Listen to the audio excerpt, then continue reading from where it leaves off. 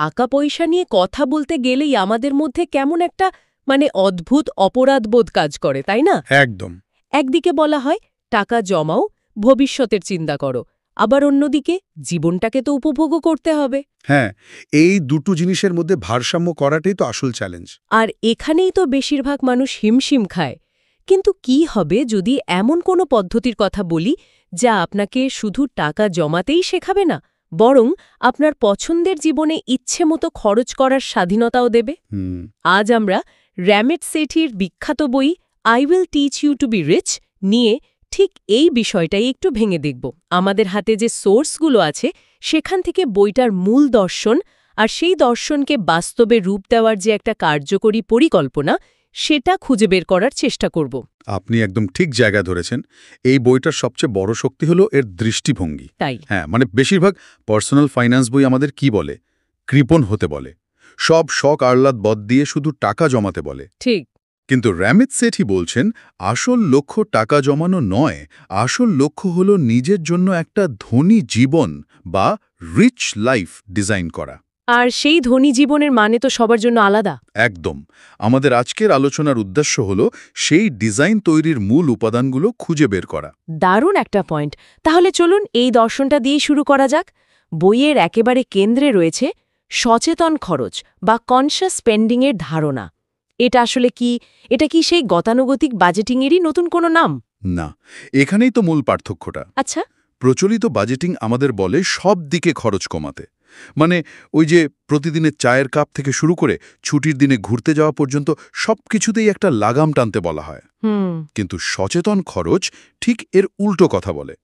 এটা বলে যে কয়েকটি জিনিস আপনার জীবনে সবচেয়ে বেশি আনন্দ দেয় সেগুলোর পেছনে কোনো রকম অপরাধ বোধ ছাড়াই ইচ্ছেমতো খরচ করুন।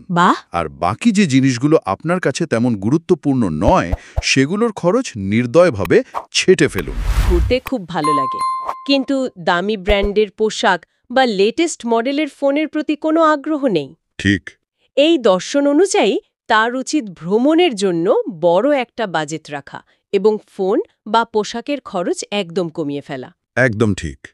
এতে আর্থিক সিদ্ধান্তগুলো আর ভয়ের বা সীমাবদ্ধতার বিষয় থাকে না, বরং সেগুলো ব্যক্তিগত মূল্যবোধ আর আনন্দের প্রকাশ হয়ে ওঠে। যখন কেউ তার ভালোবাসার জিনিসে টাকা খরচ করে তখন সে আসলে নিজের জীবনযাত্রাকে নিজের মতো করে সাজিয়ে নিচ্ছে। এটা টাকা ব্যবস্থাপনাকে একটা বিরক্তিকর কাজ থেকে একটা সৃজনশীল প্রক্রিয়া পরিণত করে। কিন্তু এই দর্শনটা শুনতে যতটা সহজ লাগছে, বাস্তবে প্রয়োগ করা কি ততটাই সহজ? অনেকেই তো শুরু করার আগেই নিখুঁত পরিকল্পনার অভাবে আটকে যায়। এই সমস্যাটার জন্য বইটিতে কোনো সমাধান আছে? অবশ্যই আছে। আর এটাই বইটির দ্বিতীয় শক্তিশালী ধারণা, 85% রুল বা 85% নিয়ম।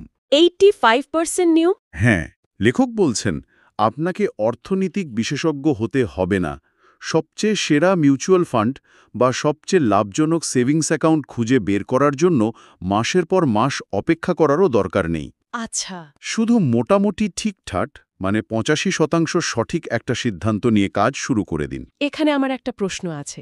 এই 85% ঠিক করাটা কি এক ধরনের আলস্য বা কম চেষ্টা করার অজুহাত হয়ে দাঁড়াতে পারে না? এতে কি মানুষ সেরাটা খোঁজার চেষ্টা থেকে বিরত হবে না? এটা একটা খুবই যৌক্তিক প্রশ্ন, কিন্তু লেখক এখানে একটা মনস্তাত্ত্বিক বাধার কথা বলছেন।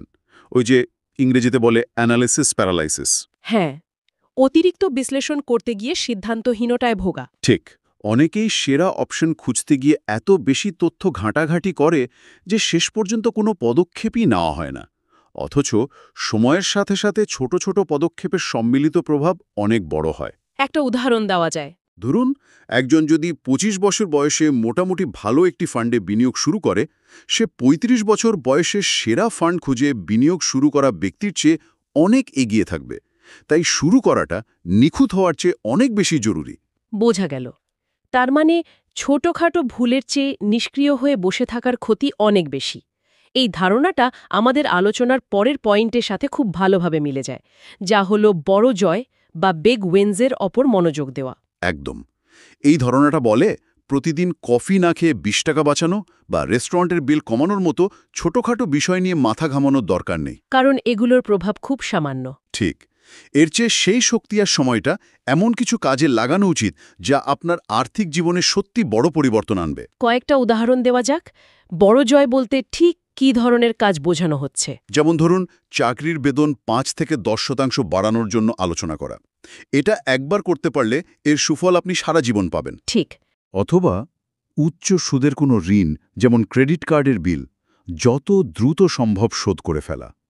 কিংবা আপনার রিটায়ারমেন্ট অ্যাকাউন্টে স্বয়ংক্রিয়ভাবে বিনিয়োগের পরিমাণ মাত্র ১% বাড়ানো। এই সিদ্ধান্তগুলোর আর্থিক প্রভাব বিশাল এবং দীর্ঘস্থায়ী। খরচ কমানোর একটা সীমা আছে, কিন্তু আয় বাড়ানোর বা বড় ঋণ থেকে মুক্তি পাওয়ার কোনো সীমা নেই। বড় জয়ের ধারণাটি আমাদের শক্তিকে সঠিক জায়গায় ব্যবহার করতে শেখায়। এই দর্শনগুলো তো দারুণ, কিন্তু অনেকের কাছে হয়তো এগুলোকে একটু অবাস্তব মনে হতে পারে। এখান থেকেই লেখক আমাদের হাত ধরে একটি ৬ সপ্তাহের যাত্রায় নিয়ে যান, যেখানে এই বড় বড় ধারণাগুলোকে ছোট ছোট বাস্তব পদক্ষেপে ভাগ করা হয়েছে। চলুন সেই যাত্রার প্রথম সপ্তাহে পা রাখা যাক। এই ৬টি ধাপ কিন্তু শুধু কিছু কাজের তালিকা নয়, এর পিছনে একটা মনস্তাত্ত্বিক কাঠামো আছে। আচ্ছা। প্রথম কয়েকটি ধাপ দিয়ে লেখক আমাদের আর্থিক ব্যবস্থার ভিত্তিটা ঠিক করছেন। এরপর বিনিয়োগের মাধ্যমে ভবিষ্যতের দরজা খুলছেন, আর শেষে অটোমেশনের মাধ্যমে পুরো প্রক্রিয়াটিকে আমাদের ইচ্ছাশক্তির ওপর থেকে সরিয়ে একটা সিস্টেমে পরিণত করছেন। দারুণ। তাহলে প্রথম সপ্তাহের কাজ। প্রথম সপ্তাহের কাজ হল ক্রেডিট কার্ডের সঠিক ব্যবহার। ক্রেডিট কার্ড শুনলেই তো অনেকে ভয় পায়। ঋণের ফাঁদ হিসেবেই তো এর দুর্নাম বেশি। আর এখানেই লেখক প্রচলিত ধারণাকে চ্যালেঞ্জ করছেন। তিনি বলছেন, ক্রেডিট কার্ড কোনো শয়তান নয়, যদি একে সঠিকভাবে ব্যবহার করা যায়। কিভাবে? প্রথম নিয়ম হল প্রতি মাসে পুরো বিলটা সময় মতো পরিশোধ করা। এটা করলে আপনাকে কোনো দিন ১ টাকাও সুদ দিতে হবে না। ঠিক। আর এর মাধ্যমে আপনি একটা শক্তিশালী ক্রেডিট স্কোর তৈরি করতে পারবেন, যা ভবিষ্যতে বাড়ি বা গাড়ির জন্য ঋণ নেওয়ার সময় আপনাকে অনেক কম সুদে লোন পেতে সাহায্য করবে। আর দ্বিতীয়ত, ক্রেডিট কার্ডের পুরস্কার বা রিওয়ার্ড সিস্টেম, যেমন ক্যাশব্যাক বা ট্রাভেল পয়েন্ট, নিজের সুবিধার জন্য ব্যবহার করা। ঠিক। এরপর দ্বিতীয় ধাপ হল ব্যাংকগুলোকে হারানো। এটা শুনতে বেশ আক্রমণাত্মক লাগছে। এর মানে কি? এর মানে হল এমন ব্যাংক অ্যাকাউন্ট বেছে নেওয়া যা আপনার টাকা কেটে নেওয়ার বদলে আপনার টাকাকে বাড়তে সাহায্য করে। ও আচ্ছা। অনেক প্রচলিত ব্যাংকে ন্যূনতম ব্যালেন্স না রাখলে জরিমানা, এটিএম ব্যবহারের জন্য ফি বা নানা ধরনের লুকানো চার্জ থাকে। হ্যাঁ, থাকে তো। এগুলো হয়তো পরিমাণে কম, কিন্তু বছরের পর বছর ধরে জমতে থাকলে তা বিশাল আকার ধারণ করে। লেখক বলছেন, এমন চেকিং ও সেভিংস অ্যাকাউন্ট খুঁজতে, বিশেষ করে অনলাইন ব্যাংকগুলোতে, যেখানে কোনো মাসিক ফি নেই এবং সুদের হারও তুলনামূলকভাবে বেশি। এই ছোট্ট পরিবর্তনটা বছরে কয়েক হাজার টাকা সাশ্রয় করতে পারে। একদম, যা নিজেই একটা ছোট্ট বড় জয়। ব্যবস্থার ভিত্তি ঠিক করার পর তৃতীয় ধাপে আসে বিনিয়োগের জন্য প্রস্তুত হওয়া। বইটিতে আমেরিকার প্রেক্ষাপটে 401k এবং রথ আইআরের মতো অ্যাকাউন্টের কথা বলা হয়েছে। আমাদের দেশের শ্রোতাদের জন্য এই ধারণাটা কিভাবে প্রাসঙ্গিক হতে পারে? খুব গুরুত্বপূর্ণ প্রশ্ন। 401k বা রথ আইআরএ হল ট্যাক্স সুবিধাযুক্ত অবসরকালীন অ্যাকাউন্ট। এর মূল ধারণাটা হলো এমন একটা সরকারি বা বেসরকারি স্কিমে বিনিয়োগ করা যেখানে সরকার আপনাকে কর ছাড় দেয়, যাতে আপনি অবসরের জন্য সঞ্চয় করতে উৎসাহিত হন। ঠিক। বইটি আমেরিকার প্রেক্ষাপটে লেখা হলেও এই মূল নীতিটা প্রায় সব দেশেই প্রযোজ্য। আমাদের দেশে এর সমতুল্য হতে পারে প্রভিডেন্ট ফান্ড বা পিএফ, পাবলিক প্রভিডেন্ট ফান্ড বা পিপিএফ, ন্যাশনাল পেনশন সিস্টেম। হ্যাঁ, অথবা বিভিন্ন ধরনের সঞ্চয়পত্র। তার মানে মূল কথা হল নিজের দেশের কর সাশ্রয়ী অবসরকালীন বিনিয়োগের সুযোগগুলো পুরোপুরি ব্যবহার করা। বিশেষ করে যদি কোনো চাকরিতে কোম্পানি আপনার প্রভিডেন্ট ফান্ডে ম্যাচিং কন্ট্রিবিউশন দেয়, তাহলে সেই সুযোগ হাতছাড়া করাটা নিজের টাকা ফেলে দেওয়ার শামিল। যদি আপনার কোম্পানি আপনার বিনিয়োগের ওপর 100% ম্যাচ দেয়, তার মানে আপনি শুরুতেই আপনার টাকার ওপর 100% রিটার্ন পাচ্ছেন। এটা তো নিশ্চিত লাভ। একদম। তাই তৃতীয় ধাপের মূল কাজ হল আপনার দেশের এই ধরনের সুযোগগুলো সম্পর্কে জানা এবং যত তাড়াতাড়ি সম্ভব সেখানে বিনিয়োগ শুরু করা। দারুণ। ভিত্তি তৈরি হলো, বিনিয়োগের জন্য অ্যাকাউন্টও খোলা হলো। এরপর চতুর্থ ধাপে আসে সেই সচেতন খরচ পরিকল্পনা তৈরি করা। এটা কি সেই পুরনো দিনের খাতা কলমের বাজেট নয়? না, এটা তার চেয়ে অনেক বেশি স্বয়ংক্রিয় এবং নমনীয়। এই পরিকল্পনায় আপনার মাসিক আয়কে 4টি মূল ভাগে ভাগ করতে বলা হয়েছে। কি কি? প্রথমত, নির্দিষ্ট খরচ বা ফিক্সড কস্টস, যেমন বাড়ি ভাড়া, বিল, যাতায়াত, যা আপনার মোট আয়ের 50-60% মধ্যে থাকা উচিত। দ্বিতীয়ত বিনিয়োগ বা ইনভেস্টমেন্টস, যা আপনার আয়ের অন্তত 10% হওয়া উচিত। অন্তত 10%। হ্যাঁ। তৃতীয়ত সঞ্চয় বা সেভিংস, যা হতে পারে 5-10% বড় কোনো কেনাকাটা বা জরুরি অবস্থার জন্য। আর এই সব কিছু দেওয়ার পর যা অবশিষ্ট থাকবে সেটাই হলো চতুর্থ ভাগ, আপনার অপরাধবোধহীন খরচের টাকা। এই শেষ অংশটাই সবচেয়ে আকর্ষণীয়। তার মানে মাসের শুরুতেই সঞ্চয় আর বিনিয়োগের টাকা সরিয়ে ফেলার পর যা পকেটে থাকছে, হ্যাঁ, সেটা আমি আমার পছন্দের রেস্তোরাঁ, ভ্রমণ বা শখের পেছনে কোনো রকম দুশ্চিন্তা ছাড়াই খরচ করতে পারি। ঠিক ধরেছেন। আর এখানেই পঞ্চম ধাপটি চলে আসে, যা সম্ভবত এই পুরো বইয়ের সবচেয়ে শক্তিশালী কৌশল, পুরো প্রক্রিয়াটিকে স্বয়ংক্রিয় বা অটোমেটেড করে ফেলা। এই অটোমেশনের ধারণাটা আমার কাছে সবচেয়ে গুরুত্বপূর্ণ মনে হচ্ছে, কারণ এটা আমাদের সবচেয়ে বড় শত্রু, আমাদের নিজেদের আলস্য বা ভুলে যাওয়ার প্রবণতা, এটার বিরুদ্ধেই কাজ করে। একদম। এটা তো শুধু টাকা জমানো নয়, এটা তো নিজের জন্য একটা ফুল প্রুফ সিস্টেম তৈরি করা। ঠিক। এর মানে হলো আপনার বেতন অ্যাকাউন্টে আসার দিনই স্বয়ংক্রিয়ভাবে টাকা নির্দিষ্ট জায়গায় চলে যাবে। একটা অটোমেটেড ট্রান্সফার আপনার বিনিয়োগ অ্যাকাউন্টে টাকা পাঠিয়ে দেবে। আরেকটা ট্রান্সফার সেভিংস অ্যাকাউন্টে। হ্যাঁ। বিভিন্ন বিলও অটোমেটেড পেমেন্টের মাধ্যমে পরিশোধ হয়ে যাবে। এই সিস্টেমটা একবার সেট করে দিলে আপনাকে আর মাসের পর মাস ইচ্ছা শক্তির ওপর নির্ভর করতে হবে না। সিস্টেমটাই আপনার হয়ে কাজ করবে। একদম, আপনি সবার আগে নিজেকেই পরিশোধ করছেন। একটা প্রশ্ন, যদি সব কিছু স্বয়ংক্রিয়ভাবে কেটে নেওয়া হয় আর হঠাৎ কোনো জরুরি অবস্থার সৃষ্টি হয়, তখন কি হবে?